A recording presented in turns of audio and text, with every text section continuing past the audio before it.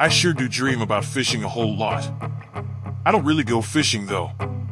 Don't agree with it.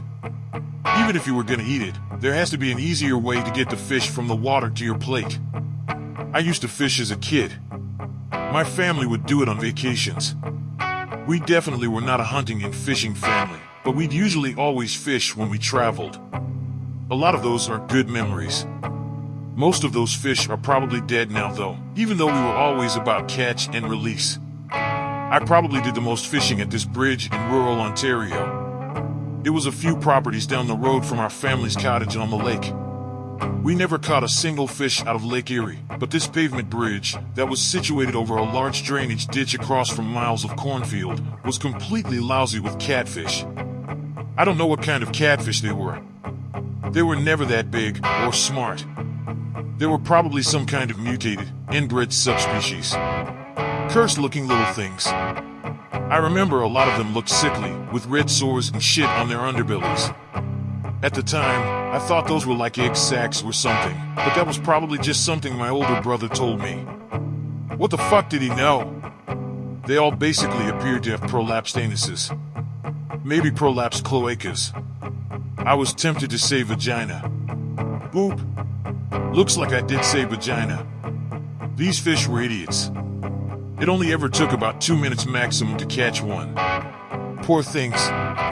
We have to reel them like 20 feet up vertically to the top of this bridge. Their lips must have been in agony.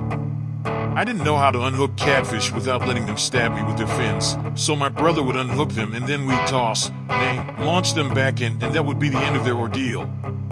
Then things got real dark one time when we were fishing there with my dad. One of the catfish swallowed the hook. Deep. All the way down into its little catfish intestinal system. My dad and brother couldn't free the hook without ripping the fish's guts out. Normally when that happened fishing, we would just cut the line, reluctantly dooming the fish to a life of having a sharp metal hook in its intestines. But not this time. See, this was our last hook. Our cottage was in the middle of nowhere. It was dusk, and my dad was gonna want to drive to town to get more fishing hooks. So my psychotic father and brother went in the grass over by the side of the bridge and re-emerged with a large cinder block. The plan was to pancake the fish. My dad picked up the cinder block over his head with both hands and smashed one of God's creatures into nothing as my brother gleefully watched absorbing life lessons on the side of a country road in Leamington, Ontario, Canada. The plan worked.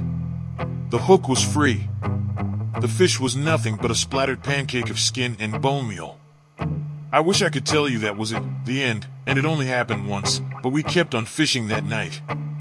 The next fish also swallowed the hook and the same thing happened again, except this time my brother got to do the pancaking.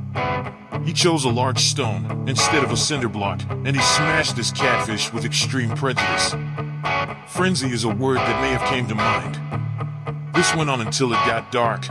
I wish I could tell you that every fish after that had coincidentally swallowed the hook, but few, if any, did. Witnessing my father smash that fish had made it less about fishing and more about fish smashing for my older brother. It was approved. I didn't flatten any fish that night. I didn't like the whole ugly affair.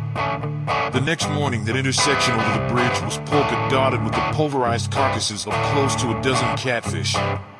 Birds were picking at them, but I don't reckon they liked what we'd done very much themselves. I don't know if catfish are really orange on the inside or if it just appears that way when you smash them. I can't imagine what people were thinking when they drive by. It was some gummo shit for sure. My brother eventually tired of the whole gore fest. He was never much of a fisherman. I just liked fishing, so I continued to fish on my lonesome. I never learned how to unhook the catfish without getting hurt though. So I did eventually wind up smashing a fish to get my hook. I didn't like it.